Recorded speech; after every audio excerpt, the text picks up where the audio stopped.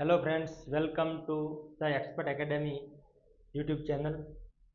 આપણે ગાલા અસાઇનમેન્ટ 2025ના 4 પેપરનું પ્રશ્નપત્ર 1 થી 4ના સેક્શન એનું સોલ્યુશન કરી દીધું છે. જો એ વિડીયો જોવાનો બાકી હોય તો જોઈ લેજો. આજે આપણે પ્રશ્નપત્ર 5ના ઇંગ્લિશમાં વિભાગ એનું આપણે સોલ્યુશન કરીશું. ઝડપથી શરૂ કરીએ. સેક્શન એમાં પહેલા છે કે રીડ ધ એક્સ્ટ્રેક્ટ અને આન્સર ધ ક્વેશ્ચન, એટલે કે 10 માર્ક્સના ફકરા પરથી પ્રશ્નો આપણે અહીંયા પૂછાય છે. એ છે that's true said the lord. Do you want to know the details? What are they? The angel was curious. કોની વાત છે? તો કે આપણો 5મા નંબરનો યુનિટ છે જેનું નામ છે વન્ડરફુલ ક્રિએશન. શું નામ છે? Wonderful creation. વન્ડરફુલ ક્રિએશન, અદ્ભુત રચના, જે માની જે મોડેલ બનાવે છે ભગવાન, એની વાત છે કે ધેટ્સ ટ્રુ, સાચી વાત છે. સાઈડ ભગવાને કહ્યું do you want to know the details, કે તારે ડિટેલ જાણવી છે? વોટ આર તે શું છે? તે એન્જલ વોઝ ક્યુરિયસ. એન્જલ એટલે કે જે દેવદૂત હતો એ શું હતો? ક્યુરિયસ. ક્યુરિયસ એટલે કેવો હતો? કે ઉત્સુક હતો. કેવો હતો? ઉત્સુક. All her parts should be movable and રિપ્લેસેબલ. કે તેના જે બધા પાર્ટ્સ જે છે, બધા અંગો છે, કેવા હોવા જોઈએ? મૂવેબલ અને રિપ્લેસેબલ. શી હેઝ લેપ. તેને એક શું છે? લેપ. લેપ એટલે થાય ખોળો. શું થશે? ખોળો. ધેટ ડિસેપિયર, જે શું થાય છે? અદ્રશ્ય થઈ જાય છે. વેન શી સ્ટેન્ડ્સ અપ, જ્યારે તે ઊભી થાય છે. માની વાત છે. I have to endo her with a kiss that can cure everything. હું તેની સાથે સહમત છું, બરાબર છે, કે એની એ કેર કરી શકે છે, સોરી, ક્યોર કરી શકે છે એની kiss. From a broken leg to a broken heart. એક તૂટેલા પગથી માંડી અને તૂટેલા હૃદય સુધી દરેક વસ્તુને જે માં છે એનું ચુંબન જે છે એ દરેક વસ્તુને શું કરી શકે છે? મટાડી શકે છે. મોરઓવર, વધુમાં, she has to have 6 pairs of hands. એને શું હોવું જોઈએ? 6 pairs of hands. હાથની 6 જોડ હોવી જોઈએ. C must be able two run on any food available. કે ગમે તે ખોરાક હાજર હોય બસ એના પર તે ચલવી શકે છે. And should have 3 pairs of eyes. અને એને આંખોની કેટલી જોડ હોવી જોઈએ? તો કે 3 જોડ હોવી જોઈએ. કેટલી જોડ હોવી જોઈએ? 3 જોડ હોવી જોઈએ. એના પરથી હવે આપણે જોવાના છે એના પ્રશ્નો. તો પહેલો પ્રશ્ન છે what can Har kiss do. What can Har kiss do, કે તેનું ચુંબન શું કરી શકે છે? તો અહીંયા છે કે તેનું ચુંબન શું કરી શકે છે? તો આપણે જોઈએ કે એનું ચુંબન શું કરી શકે છે.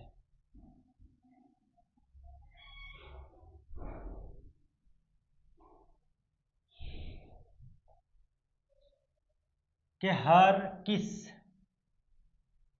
Kiss that can cure everything.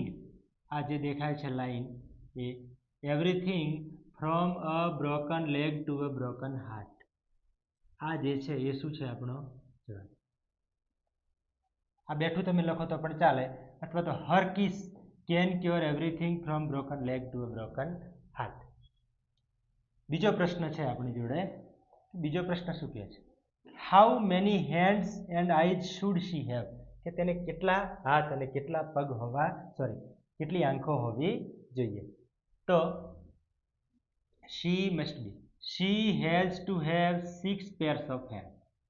So she has to have 6 pairs of hands and she should have 3 pairs of eyes. આ જવાબ છે. શું છે? આ જવાબ. બીજી રીતે અહીંયા કે she should have 6 pairs of hands and 3 pairs of eyes.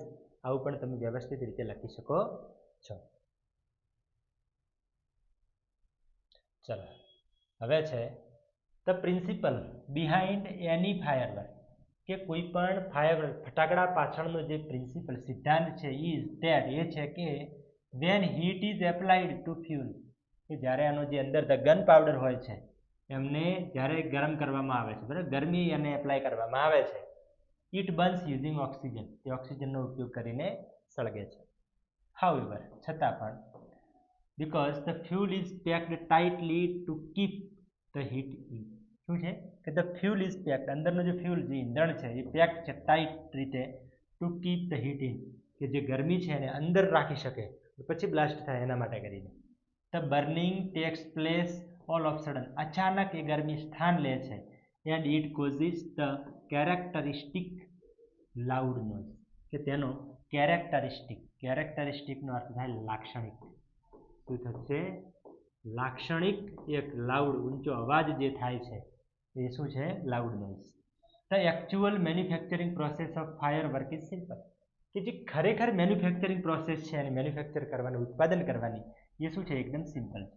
The raw material, એનો જે કાચો માલ, રિક્વાયર્ડ આર, શું જરૂરી છે? Fuel, binders, oxidisers to make it burn, એટલે કે તેને સળગાવવા માટે ઓક્સિડાઇઝર, બાઇન્ડર્સ એટલે કે તેને બાંધવા માટેની દોરીઓ, એન્ડ ફ્યુ અધર મટીરિયલ્સ, અને બીજું અન્ય મટીરિયલ. ધ ઇન્ગ્રેડિયન્ટ્સ, તેના જે તત્વો છે, આર ગ્રાઉન્ડ, તેને શું કરવામાં? દળવામાં આવે છે. એન્ડ મિક્સ્ડ વેલ, સારી રીતે મિક્સ કરવામાં આવે છે.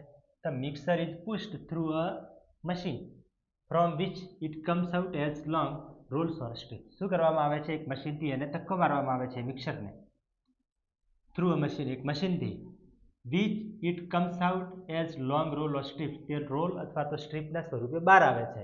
And then rolled in cardboard, પછી એને કાર્ડબોર્ડમાં વીંટાળી દેવામાં આવે છે.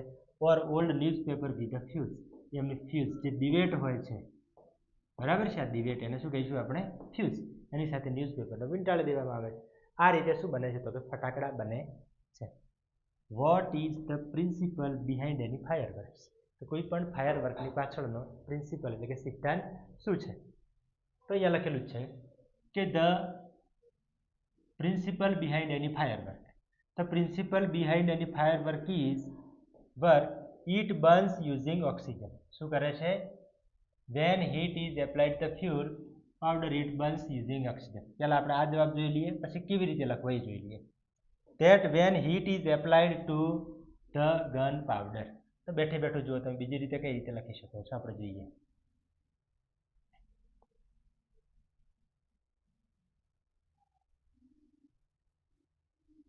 આ રીતે આપણને આડું અવળું કરતા ના આવડે તો આપણે કેવી રીતે લખવું જોઈ લઈએ. તો જુઓ,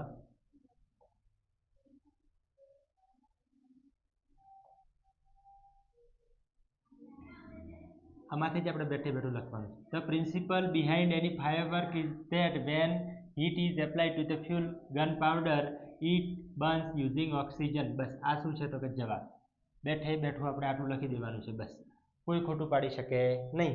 બહુ હોશિયાર હોય આ રીતે લખે, થોડું ઓછું ફાવે તો આપણે આ રીતે પણ લખી શકીએ, તો ખોટું પાડી ન શકે.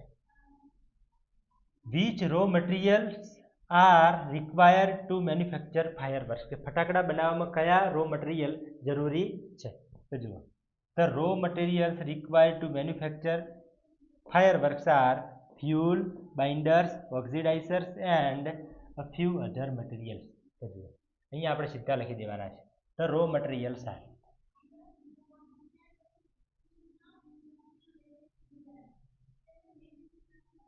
બરાબર છે. જો અહીંયા બેઠે બેઠું આપણે લખેલું છે કે ધ રો મટીરિયલ્સ આર, શું છે? The raw materials R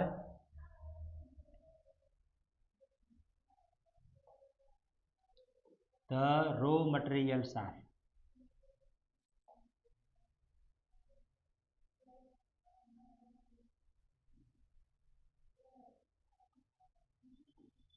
raw materials required are fuel, binders, oxidizers to make it burn and few other materials. બસ બેઠે બેઠું આમાં એક પણ અક્ષર બદલ્યો તો તમને તમારી માસીના સોગંદની. બરાબર, સેમ ટુ સેમ આપણે લખવાનું છે, આમાં કંઈ ચેન્જ કરવાનું નથી. બંને જ આન્સર અંદરના અંદર પેરેગ્રાફમાં આપેલા છે. નેક્સ્ટ જોઈએ. Then came a dark cloud in my sky. પછી મારી જિંદગીમાં શું આવી ગયું? તો કે કાળા વાદળો. I was deeply concerned about that. હવે એના માટે કન્સર્ન એટલે શું થાય? તો કે ચિંતિત. શું હતી? બહુ ચિંતિત હતી. એકચ્યુઅલી શું હતી? તો કે ચિંતિત. કોણ કહે છે? એલન કેલર કહે છે. કોણ કહે છે? Helen Keller. My teacher's eyesight was worsening day by day. દિવસે ને દિવસે મારા ટીચરની જે આઈસાઇટ એટલે કે એની જે દ્રષ્ટિ છે એ કેવી થતી હતી? ખરાબ થતી હતી. એઝ અ રિઝલ્ટ, પરિણામે, she could not see clearly, તે ક્લિયર સાફ જોઈ શકતા ન હતા. શી વોઝ બ્રેવ ઇનફ, તે પૂરતા બહાદુર હતા to fight against Har problem, તો પોતાની સમસ્યાઓની વિરુદ્ધમાં લડવા માટે એ કેવા હતા, પૂરતા તાકાતવર હતા, બહાદુર હતા. બટ આઈ વોઝ સોરી, પણ હું શું દિલગીર હતી, બીકોઝ કારણ કે she did not heed to her problem of her eyes, એમના જે પ્રોબ્લેમ હતો આંખોનો એના તરફ ધ્યાન આપતા ન હતા. ઇન્સ્ટીડ, એના બદલે શું કરતા, she continue to help me, એના બદલે તેઓ મને મદદ કરવાનું ચાલુ રાખતા હતા. At last my teachers lost her eyesight completely, પછી એમણે સંપૂર્ણપણે પોતાની દ્રષ્ટિ ગુમાવી દીધી. એન્ડ અને બીકેમ બ્લાઇન્ડ, અને કેવા બન્યા, અંધ બન્યા. બાય ધ યર 1935, 1935 સુધીમાં એ શું બની ગયા, તો કે અંધ બની ગયા.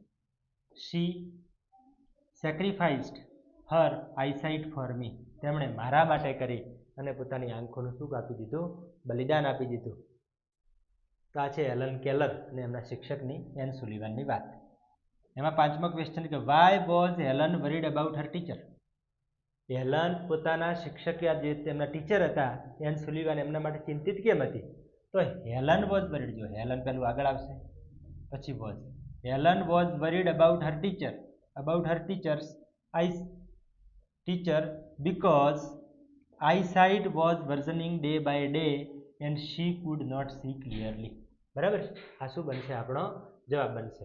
તો અહીંયાથી આપણે લખી શકીશું કે at last teacher completely became concern my teachers I was, અહીંયા લખવાનું આઈ એટલે કોણ, તો કે Helen. Helen was deeply concern about that because, અહીંયા વચ્ચે લખવાનું શું, તો કે બીકોઝ માય એટલે કોણ, તો કે હેલન, તો એના માટે આવશે her. Her teachers eyesight was worsening day by day. બસ આટલું લખો એટલે આપણો જવાબ સાચો. છઠ્ઠો, what happen to Miss Sullivan in the year 1930, તો ઇન ધ યર 1930 એ શું બન્યા હતા, બીકેમ બ્લાઇન્ડ. તો Anne Sullivan, Miss Sullivan became blind. અહીંયા મિસ આપેલું છે તો મિસ, અને એન આપેલું હોય તો Anne Sullivan. Miss Sullivan became blind. આ પ્રમાણે આપણો જવાબ બનશે. પછી નેક્સ્ટ પેરેગ્રાફ આપણે જોઈએ. તો નેક્સ્ટ પેરેગ્રાફમાં શું છે, ડૉક્ટર શ્રોફ. ડૉક્ટર શ્રોફ કંઈક કહે છે, કોને, તો કે પ્રિયાંશીને. પ્રિયાંશી યુ લુક રિયલ ફૂડી, કે તું તો ખાવ ધરી લાગે છે. કેવી લાગે છે, ખાવ ધરી લાગે છે. બધાને અલગ અલગ શોખ, કોઈને ખાવાનો શોખ. I like your સ્પોન્ટનિટી. સ્પોન્ટનિટી એટલે શું થાય, તો સ્પોન્ટનિટીનો અર્થ થાય છે સ્વયંભૂતા. શું થશે, સ્વયંભૂતા. સ્વયંભૂતા એટલે જે માણસ પોતાની કોઈ ભૂલ હોય તરત સ્વીકારી લે અને કહી દે કે મારી આ ભૂલો છે, તો એને કહેવાય છે સ્વયંભૂતા, spontaneity. Dear yes, there is a direct relation between the food you eat and activities of your brain via metabolism. જે ચયાપચય દ્વારા જે તમે ખાઓ છો, બરાબર, એનાથી શું છે, તમારે સીધું જે તમારું મગજ છે એની પ્રવૃત્તિઓને અને તમે ખાઓ છો જે ખોરાક, એ બંને વચ્ચે ડાયરેક્ટ રિલેશન છે. આપણે જે ખાઈએ છીએ એ અને આપણા મગજની પ્રવૃત્તિઓ છે, આ બંનેને ડાયરેક્ટ રિલેશન છે. કારણ કે અન્ન એવો ઓડકાર એવું કહેવાય છે, જેના પરથી કેમ કે જેવું ખાવ છો એ જ પ્રમાણે તમારું મગજ ચાલે. Heavy food directs the blood. Heavy food જે છે, ભારે ખોરાક, એ શું કરે છે, ડાયરેક્ટ કરે છે બ્લડને, ફ્લો કરે છે to the digestive system. Digestive system એટલે કે જે પાચનતંત્ર જે છે એમાં ફ્લો કરે છે. રિઝલ્ટિંગ પરિણામે into slowing down of the brain activity. શું થાય છે કે આપણું જે બ્રેઇન એક્ટિવિટી, મગજની જે પ્રવૃત્તિ છે એ કેવી થાય છે, ધીમે પડે છે. You must have felt sleepy, lazy and drowsy. તમને શું લાગે છે, ઊંઘ આવે છે, તમે આળસુ બનો છો, અને ડ્રોઝી એટલે ઊંઘણશી બની જાવ છો, જ્યાં બેઠા હોય ત્યાં ઊંઘાઈ જાય, પાડાની જેમ પડ્યો રહે આખો દાડો. આફ્ટર ઇટિંગ હેવી મીલ્સ, કે ભારે ખોરાક ખાધા પછી આવું બધું થાય છે, આવું તમે અનુભવ્યું જ હશે. Doesn't this direct your studies, affect your studies. શું આ વસ્તુ તમારા જે તમારું શિક્ષણ છે, ભણવાને શું એ અસર નથી કરતી? અલ્ટિમેટલી એટલે કે અંતે. અલ્ટિમેટલીનો બીજો સમાનાર્થી થાય એટ લાસ્ટ. એટ લાસ્ટ એટલે થાય અલ્ટિમેટલી. શું થશે, અલ્ટિમેટલી. અલ્ટિમેટલી એટલે કે અંતે અથવા તો એટ લાસ્ટ. અંતે શું થાય છે? You require an active brain for studies. તમારે છેવટે શાની જરૂર છે? તો કે ભણવા માટે તો એક એક્ટિવ બ્રેઇન જોઈએ, મગજ જોઈએ. Rather than going for fatty food, કે તમે જે આ ચરબીવાળા ખોરાક ખાઓ છો એના કરતાં તો prefer to take light and easy to digest food with enough of soup. Soup સાથે તમે જલ્દી ડાયજેસ્ટ થઈ જાય, પાચન થઈ જાય એવો હળવો ખોરાક ખાઓ. જ્યુસ, દાળ, મિલ્ક, છાશ, lassi એસેટ્રા.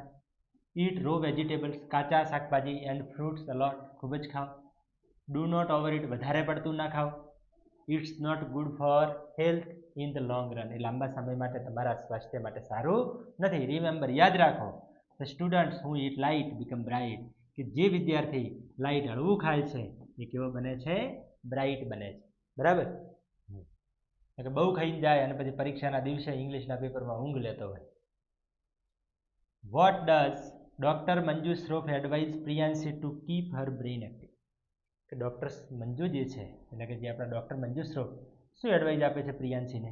Two keep her brain active, કે એમનું બ્રેઇન એક્ટિવ રાખવા માટે.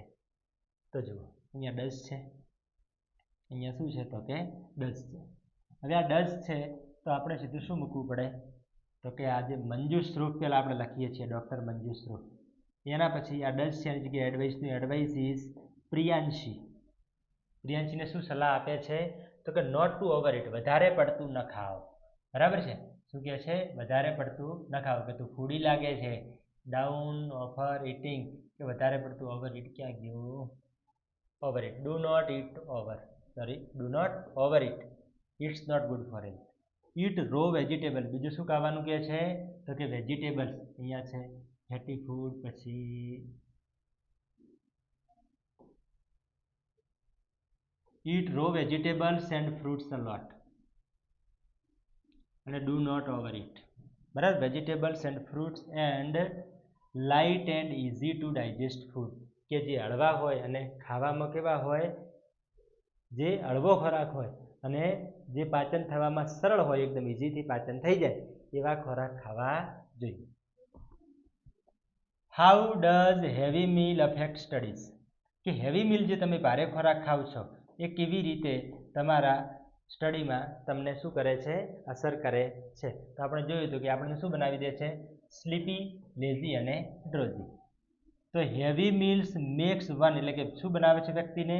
Sleepy, lazy and drowsy, and this affect studies, અને તે શું કરે છે? આપણા ભણવામાં અસર કરે છે. નેક્સ્ટ જોઈએ,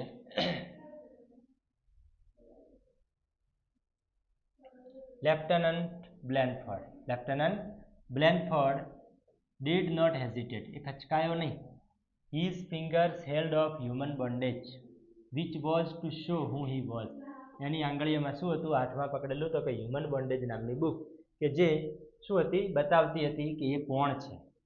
હી થોટ અબાઉટ ધેર રિલેશનશિપ, એ તેમના રિલેશનશિપ, તેમના જે સંબંધો છે એના વિશે વિચારતી હતી. કે ધીસ વુડ નોટ બી લવ, એ શું વિચારતી હતી? કે આ લવ ના હોઈ શકે. એણે નક્કી કર્યું કે but it would be something precious, આ કંઈક મૂલ્યવાન હશે. શું હોય? કંઈક મૂલ્યવાન હોય. It would be friendship for which, આ એક એવી ફ્રેન્ડશિપ છે જેના માટે he would always be grateful, એ હંમેશા શું રહેશે? ગ્રેટફુલ, એટલે કે તેના માટે શું રહેશે? તો કે હંમેશા ઋણી રહેશે. He would be always grateful for it. આના ક્વેશ્ચન જોઈએ. તો what was Blanford holding in his hand? Why, કે બ્લેનફોર્ડ એના હાથમાં શું પકડીને ઊભો હતો? વાય, શા માટે? તો બ્લેનફોર્ડ વોઝ, પેલા બ્લેનફોર્ડ, પછી વોઝ હોલ્ડિંગ, શું હોલ્ડિંગ કર્યું હતું? The book of human bondage. કઈ? Of human bondage, to show who he was, to show who he was.